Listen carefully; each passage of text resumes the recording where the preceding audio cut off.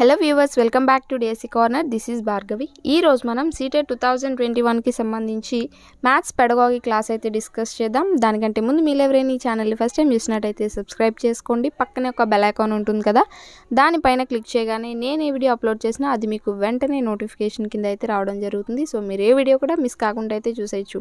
ఇంకా లేట్ చేయకుండా వీడియో అయితే స్టార్ట్ చేసేద్దాం. సో మ్యాథ్స్ పెడగాగిలో ఫస్ట్ లెసన్ వచ్చేసి నేచర్ ఆఫ్ మ్యాథమెటిక్స్.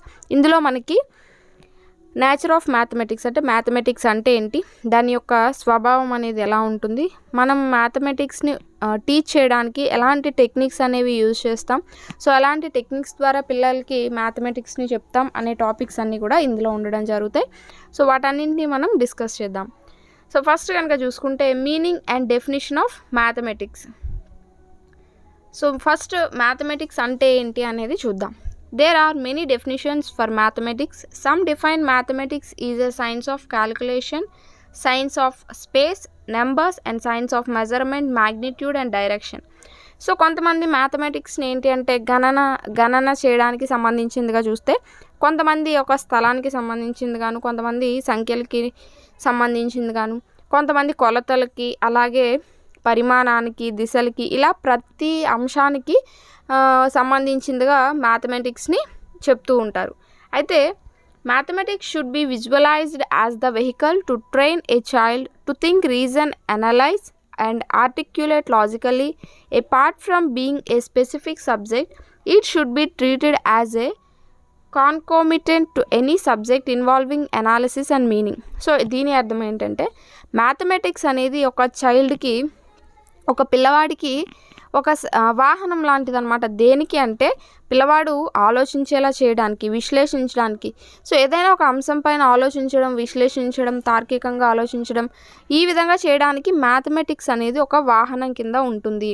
అయితే మ్యాథమెటిక్స్ని ఒక స్పెసిఫిక్ సబ్జెక్టుగా చూస్తున్నప్పటికీ కూడా, మనం ఏ సబ్జెక్ట్లో అయితే అనాలిసిస్ చేస్తామో, సో మనం దేంట్లో అయితే అనాలిసిస్ చేసి దాని యొక్క మీనింగ్ అనేది మనం వెతుక్కుంటూ ఉంటామో, సో అలాంటి సబ్జెక్ట్స్ అన్నిటికీ కూడా ఈ మ్యాథమెటిక్స్ అనేది కనెక్ట్ అయి ఉంటుందన్నమాట, సంబంధం కలిగి ఉంటుంది. సో హిందీలో కనుక చూస్తే మనకి in Hindi Ganit means the science of calculation. So హిందీలో గణిత్ అని అంటూ ఉంటారు. గణిత్ అంటే మీనింగ్ ఏంటి, సైన్స్ ఆఫ్ క్యాలిక్యులేషన్స్ అంటే గణనానికి సంబంధించిన ఒక అంశం, అంటే గణన శాస్త్రం అని అర్థం వస్తుంది. In Oxford Dictionary, mathematics is the science of measurement, quantity and magnitude.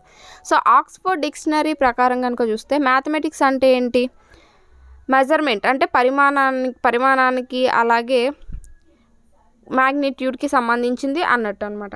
అలాగే మార్షల్ హెచ్ స్టోన్ ఏం చెప్తున్నారో చూద్దాం.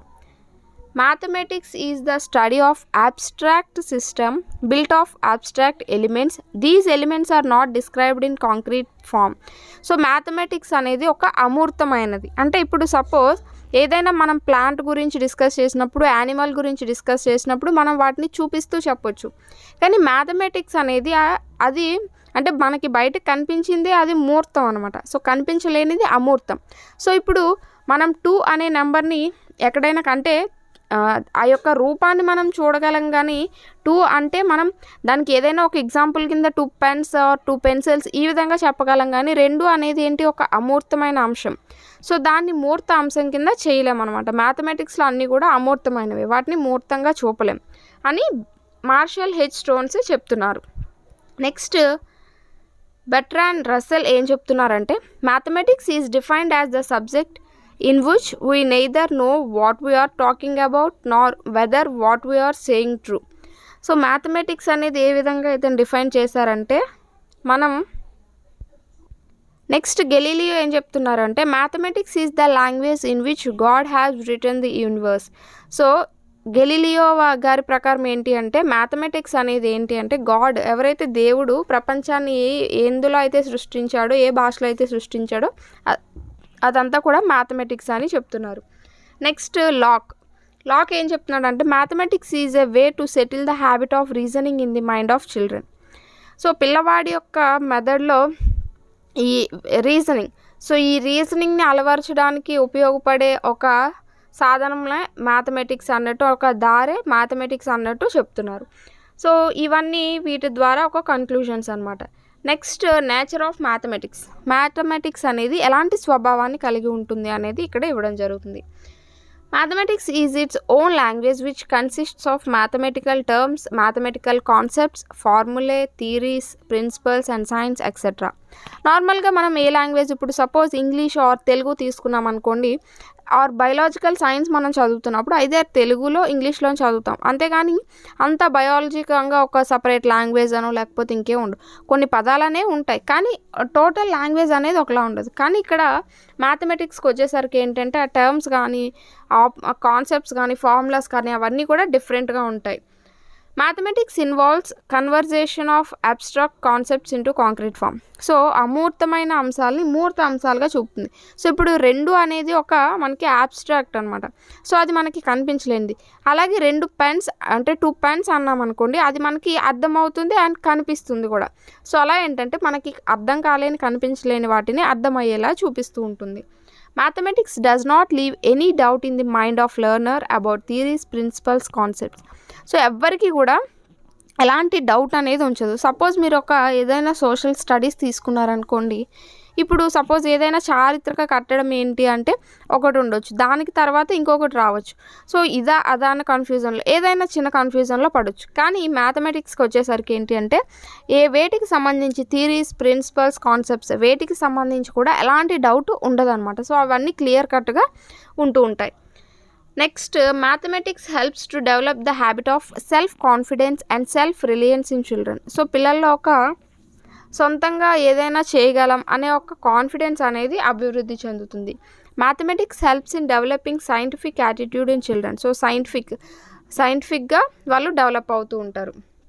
The study of mathematics gives the training of scientific methods to the children. So శాస్త్రీయ పద్ధతుల ద్వారా ఏదైనా చేయడానికి వాళ్ళు ట్రైన్ అవుతూ ఉంటారనమాట. Mathematical knowledge is exact, systematic, logical and clear so that once it is acquired, it can never be forgotten. So ఎలా అంటే ఖచ్చితంగా ఉంటుంది, ఒక సిస్టమాటిక్గా ఒక పద్ధతి ప్రకారం వెళ్తూ ఉంటుంది, అలాగే తార్కికంగా ఉంటుంది, క్లియర్గా ఉంటుంది. మీరు దాన్ని నేర్చుకున్నట్టయితే ఎక్కడికి వెళ్ళినా, ప్రపంచంలోనే కాదు ఏ ప్లేస్కి వెళ్ళినా ఎలా వెళ్ళినా అది మీకు ఉపయోగపడుతూనే ఉంటుంది అండ్ ప్లేస్ టు ప్లేస్ అది మారదు కూడా. Mathematical rules, laws and formula are universal and that can be verified at any place and time. Suppose ఇప్పుడు ఏంటి అంటే మీరు ఏ ఫార్ములా తీసుకొని వెళ్ళినా వరల్డ్ మొత్తం ఒకేలా ఉంటుంది. అలా కాకుండా సో ఇప్పుడు మీరు ఒక సోషల్కి సంబంధించి ఆర్ సైన్స్ దేనికైనా సంబంధించి కానీ మీరు ఇప్పుడు ఇక్కడ మనం ఉన్న ప్లేస్లో లాటిట్యూడ్స్, లాంగిట్యూడ్స్ ఒకలా ఉంటాయి. సో వేరే దగ్గరికి వెళ్ళాక ఒకలా ఉంటాయి. ఇలా ఏంటంటే కొన్ని అంశాలు అనేవి మారుతూ ఉంటాయి. బట్ మ్యాథమెటిక్స్ అనేది యూనివర్సల్, ఎక్కడైనా ఒకేలాగా ఉంటుంది. సో ఎక్కడైనా 2 + 3 = 5 అని అంటారు, ఒక దగ్గర 6 అని ఇంకొక దగ్గర 4 అని అనరు. It develops the ability of induction, deduction and generalisation. So ఏదైనా కూడా సాధారణీకరిస్తూ ఉంటారనమాట. సో సాధారణీకరణలు అనేవి నేర్చుకుంటూ ఉంటారు. It draws numerical inferences on the basis of given information and data. So మనకి ఇచ్చిన డేటా ప్రకారం వాళ్ళు ఆ యొక్క ఆపరేషన్స్ అనేవి చేస్తూ ఉంటారు.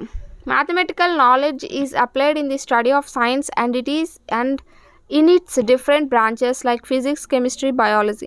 మనం చూసుకుంటే చాలామంది స్కూల్స్లో ఏంటంటే మ్యాథ్స్ టీచ్ చేసే వాళ్ళు ఫిజిక్స్ టీచ్ చేస్తారు, ఆర్ ఫిజిక్స్ టీచ్ చేసే వాళ్ళు మ్యాథ్స్ టీచ్ చేస్తూ ఉంటారు.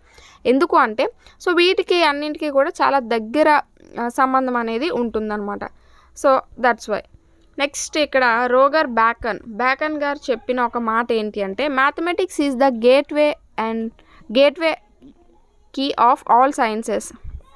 సో మ్యాథమెటిక్స్ అనేది ప్రతి శాస్త్రం నేర్చుకోవడానికి కూడా ఒక తాళం చెవి లాంటిదని ఇతను చెప్పారు. నెక్స్ట్ చూస్తే కనుక టీచింగ్ ఆఫ్ మ్యాథమెటిక్స్. మనం మ్యాథమెటిక్స్ని ఎందుకు టీచ్ చేయాలి అండ్ ఏ పద్ధతుల ద్వారా ఆర్ ఏ టెక్నిక్స్ ద్వారా, పద్ధతులు అని కాదు టెక్నిక్స్ ద్వారా ఎలాంటి టెక్నిక్స్ యూస్ చేసి మనం మ్యాథమెటిక్స్ని బోధించవచ్చు అనేది ఇక్కడ ఉండడం జరిగింది.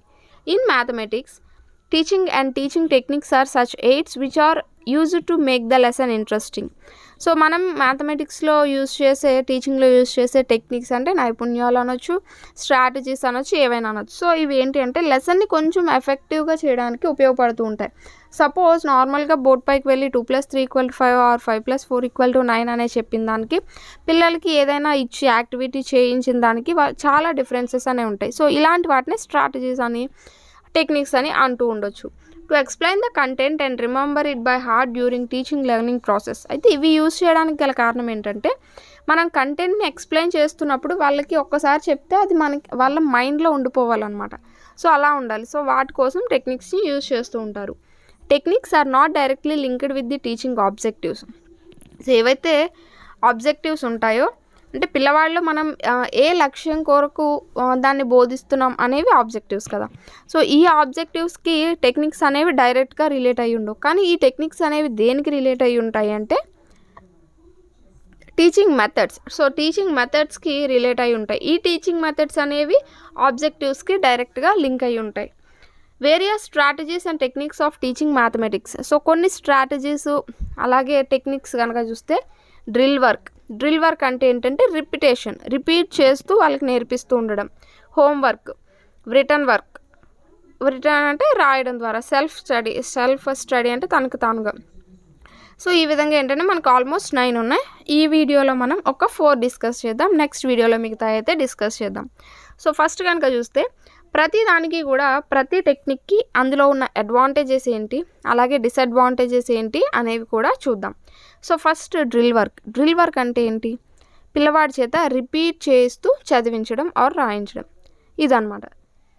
Drill and exercises occupy an important place in mathematics teaching and learning. So మ్యాథమెటిక్స్ని టీచ్ చేయడంలో కానీ నేర్చుకోవడంలో కానీ ఈ డ్రిల్ వర్క్ ఆర్ ఎక్సర్సైజెస్ అనేవి ఒక ఇంపార్టెంట్ ప్లేస్ని ప్లే చేస్తూ ఉంటాయి, ఒక రోల్ని ప్లే చేస్తూ ఉంటాయి. Drill work is based on the psychological principles such as learning by doing and laws of exercises. So ఇది దేనిపైన ఆధారపడి ఉంటుందంటే లెర్నింగ్ బై డూయింగ్ అంటే చేయడం ద్వారా నేర్చుకోవడం, అలాంటి లా పైన ఆధారపడి ఉంటుంది. It affords a convenient and fairly efficient medium for the rapid memorisation of details and the automatisation of processes.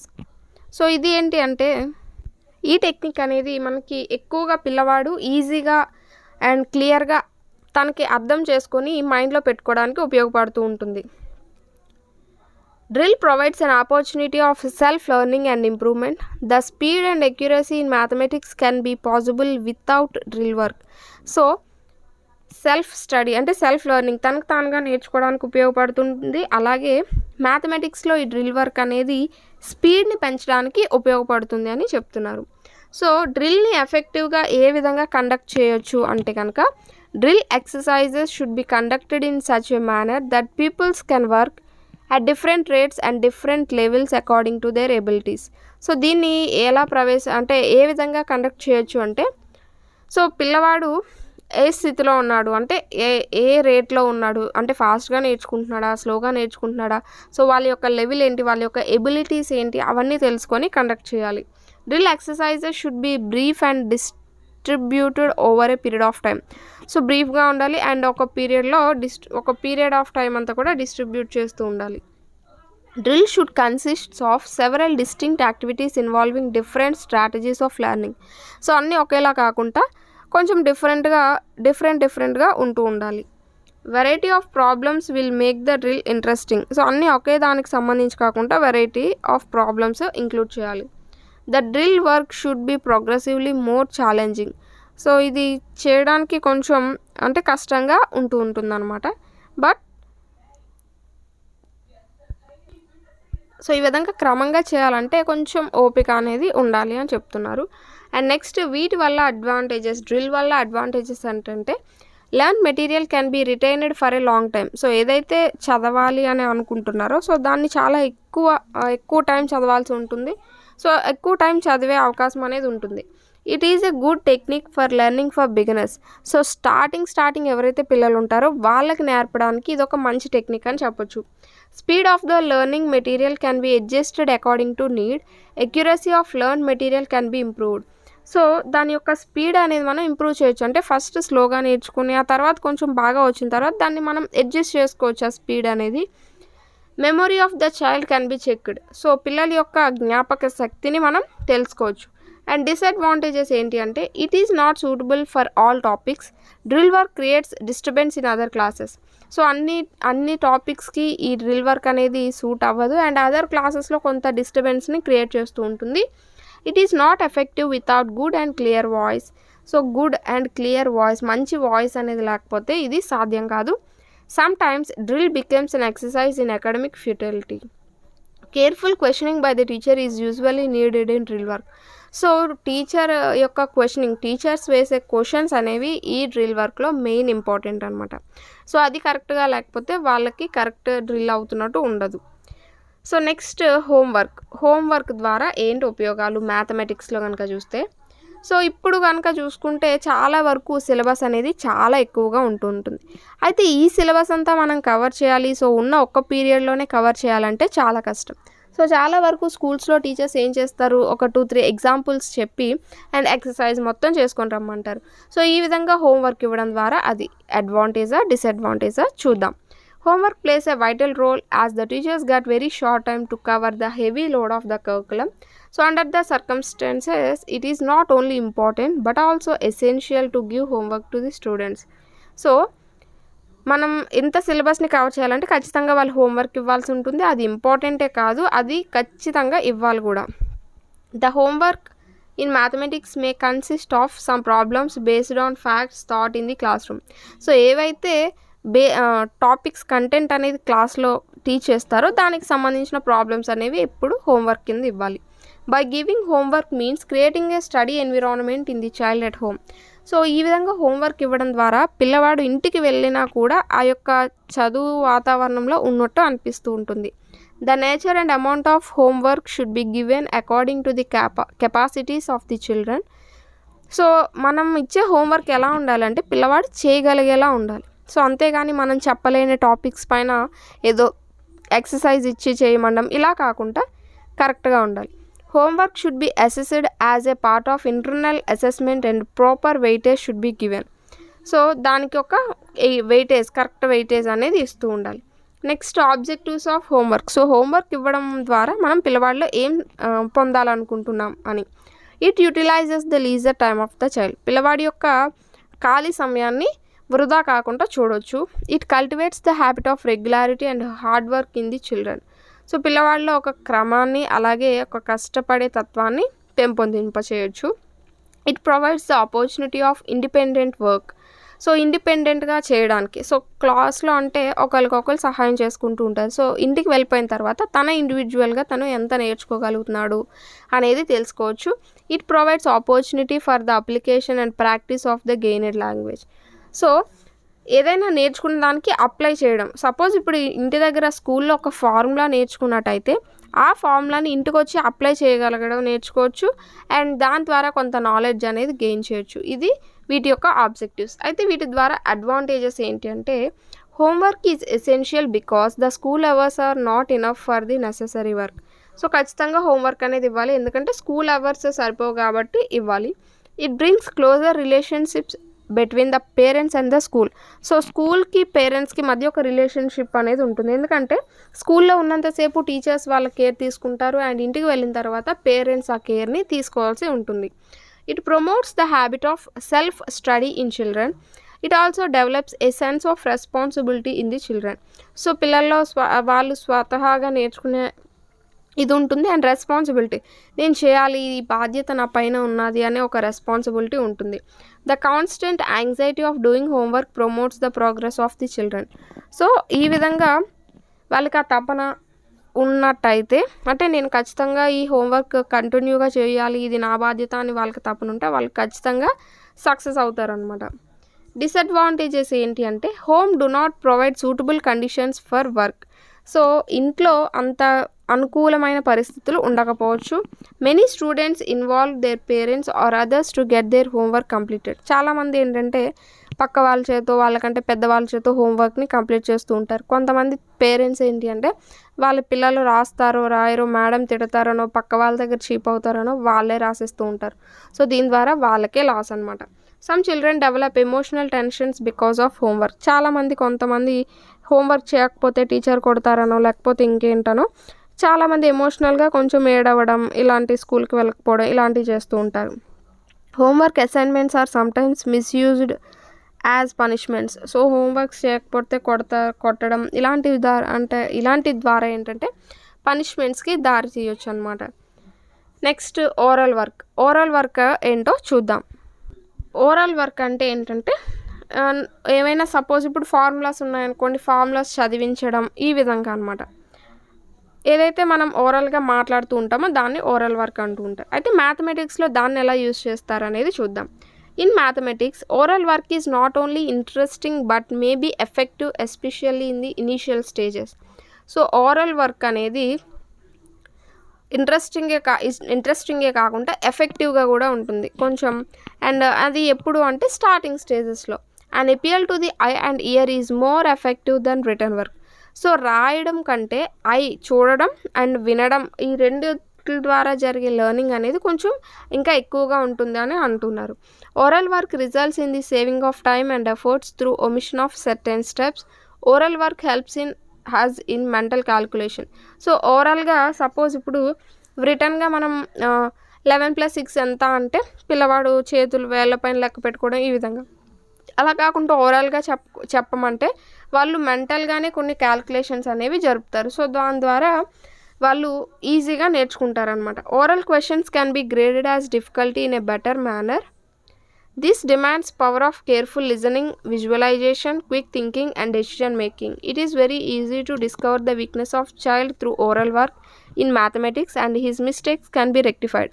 So చాలామంది ఏంటి అంటే ఈ విధంగా ఓరల్ వర్క్ ఇవ్వడం ద్వారా సపోజ్ ఏదైనా పిల్లవాడిని అడుగుతారేమో, మేడం నన్ను అడుగుతారేమో అనే భయంతో మేడం ఏం చెప్పినా కూడా మేడం సార్ ఏం చెప్పినా కూడా వింటూ ఉంటాడనమాట. చాలా కేర్ఫుల్గా వింటాడు, ఆ క్వశ్చన్ని అర్థం చేసుకుంటాడు. దానికి ఒకవేళ నన్ను ఆన్సర్ అడిగితే నేను ఏ ఆన్సర్ చెప్పాలని క్యాల్కులేషన్స్ చేస్తూ ఉంటాడు. సో ఇవన్నీ కూడా అతనిలో వెళ్తూ ఉంటాయి అన్నమాట. సో ఈ విధంగా చేసినప్పుడు ఎవరు వెనుకబడి ఉన్నారు, సో ఎవరు యాక్టివ్గా ఉన్నారు, వాళ్ళు చేస్తున్న మిస్టేక్స్ ఏంటి అనేవి కూడా గుర్తుపట్టవచ్చు. When oral work has been done, written work should follow it because it is an admitted fact that reading makes a full man, conference a ready man and writing an exact man.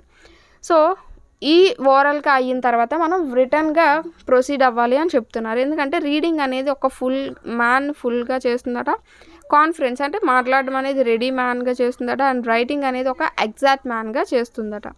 So ఈ oral work ద్వారా advantages ఏంటి అంటే confidence in the process of learning can be developed. So confidence అనేది develop అవుతుంది. Thinking, understanding, imagination power of the child can be developed. So ఓరల్గా అడుగుతారు కాబట్టి వాళ్ళు ఎలాంటి పేపర్ పెన్ యూజ్ చేయరు. సో మైండ్ ద్వారా క్యాల్కులేషన్స్ అనేవి చేస్తారు కాబట్టి థింకింగ్, అండర్స్టాండింగ్ అర్థం చేసుకుంటారు, ఇమాజినేషన్ చేస్తారు. సో ఇవన్నీ కూడా డెవలప్ అవుతాయి. With this technique memory of the child can be tested. So పిల్లవాడు ఎంతవరకు తన జ్ఞాపక శక్తి ఉంది ఏంటి అనేది గుర్తుపట్టవచ్చు. Revision of the subject matter thought can be done quickly. So revision అనేది క్విక్గా అయిపోతూ ఉంటుంది. Previous knowledge of the student can be checked properly before teaching the new topic. So ముందు రోజు ఒక క్లాస్ చెప్పి తర్వాత రోజు ఆ క్లాస్ గురించి అడిగితే తను ఖచ్చితంగా చెప్పగలరు అనమాట. సో దాన్ని కూడా టెస్ట్ చేయొచ్చు. Students became more attentive in the class because at any moment any student can be asked to answer the oral questions. So క్లాస్లో ఉన్న అందరూ కూడా కొంచెం అటెన్షన్గా ఉంటారు. ఎందుకంటే మేడం ఎప్పుడు ఎవరిని క్వశ్చన్ అడుగుతారో తెలియదు కాబట్టి అందరూ వింటారు, అందరూ ఆలోచిస్తారు, అందరూ ఆన్సర్ని క్యాల్కులేట్ చేస్తూ ఉంటారు. అయితే డిసడ్వాంటేజెస్ ఏంటి అంటే record of the learned material can be kept for reference if the work is only carried out orally. So only ఓరల్గా కనుక మనం ప్రొసీడ్ అవుతూ ఉంటే ఏదైతే మెటీరియల్ ఆర్ ఏదైతే టెక్స్ట్ బుక్ ఉంటుందో దాన్ని మనం దగ్గర పెట్టుకోవాల్సి ఉంటుంది. It is a very quick device and it is not suitable for all the students. So అందరికీ ఇది సూట్ అవ్వకపోవచ్చు. All the problems cannot be solved verbally. Expressions and writing power of the students cannot be checked properly.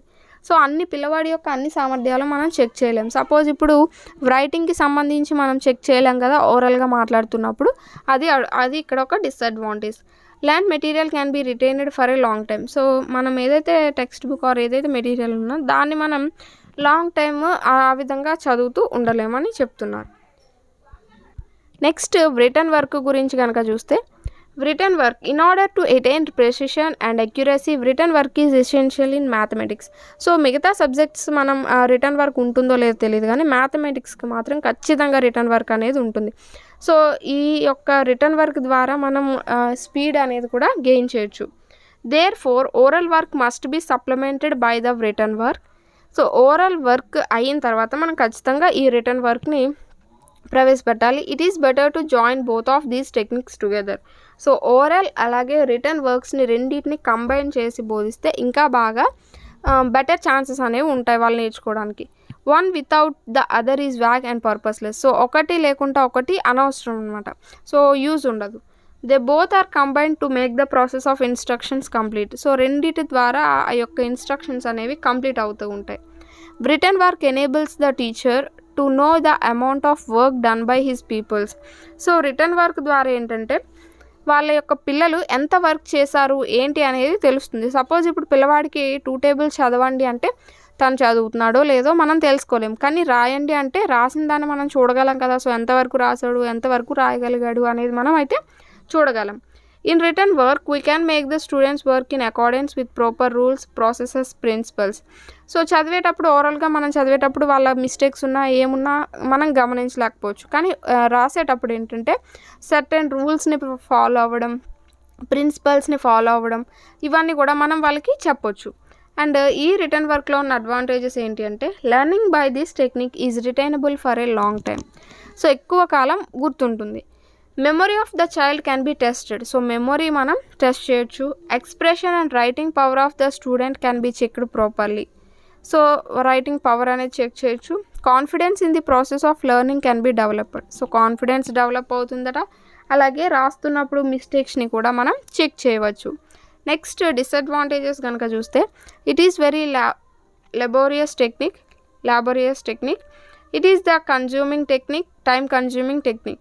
So చాలా time consume చేస్తుంది. It is not suitable for beginners because learning of tables and counting can be done more effectively by proper drill work. So starting వాళ్ళకి ఈ written work అనేది అంతగా use అవ్వదు. ఎందుకంటే so nursery పిల్లవాడిని tables రాయమంటే రాయగలరా, అంత పర్ఫెక్ట్గా రాయలేడు. సో ఇక్కడ ఏంటి అంటే ఇవి మనకి హయ్యర్ ఏదైతే కొంచెం క్లాసెస్ ఉంటాయో సో వాటికి అనమాట. సో స్టార్టింగ్ వాళ్ళకి మనం డ్రిల్ వర్క్ అనేది మెయిన్గా ఉపయోగపడుతుంది. Learning by this technique cannot be carried out independently before writing oral instructions are must. So ఇది ఇండిపెండెంట్గా అవ్వదు. ఖచ్చితంగా ఓరల్ ఇన్స్ట్రక్షన్స్ అయిన తర్వాతే రిటర్న్ అనేది ఫాలో అవ్వాలి. సో ఒకటి లేకుంటే ఒకటి అవ్వదు. It is not suitable for physically handicapped children. So ఫిజికల్గా ఎవరైతే హ్యాండిక్యాప్డ్ ఉంటారో వాళ్ళు ఈ యొక్క టెక్నిక్ని ఫాలో అవ్వలేరు. సో ఇవి మనం ఇప్పటివరకు చెప్పుకున్న ఒక 4 టెక్నిక్స్. మిగతావి మనం నెక్స్ట్ క్లాస్లో అయితే డిస్కస్ చేద్దాం. హోప్ ఈ వీడియో మీ అందరికీ నచ్చింది అనుకుంటున్నాను. ఈ వీడియో కనుక మీకు నచ్చినట్టయితే లైక్ చేయండి, షేర్ చేయండి, సబ్స్క్రైబ్ చేయండి. అండ్ ప్రతి టాపిక్ అయిపోయిన తర్వాత వాటికి సంబంధించి ఎలాంటి క్వశ్చన్స్ ప్రీవియస్గా అడిగారు అనే టాపిక్స్ కూడా మనం ఆల్రెడీ డిస్కస్ చేస్తున్నాం. సో అలానే ఈ టాపిక్ కూడా డిస్కస్ చేద్దాం. So thanks for watching. Next వీడియోతో అయితే మళ్ళీ కలుద్దాం. అండ్ మనం మ్యాథ్స్ కంటెంట్కి సంబంధించిన క్లాసెస్ కూడా అయితే డిస్కస్ చేద్దాం. సో హోప్ ఈ 1 monthలో ఖచ్చితంగా సిలబస్ అయితే కవర్ చేయడానికి నేను ట్రై చేస్తాను. Thanks for watching. నెక్స్ట్ వీడియోతో అయితే మళ్ళీ కలుద్దాం.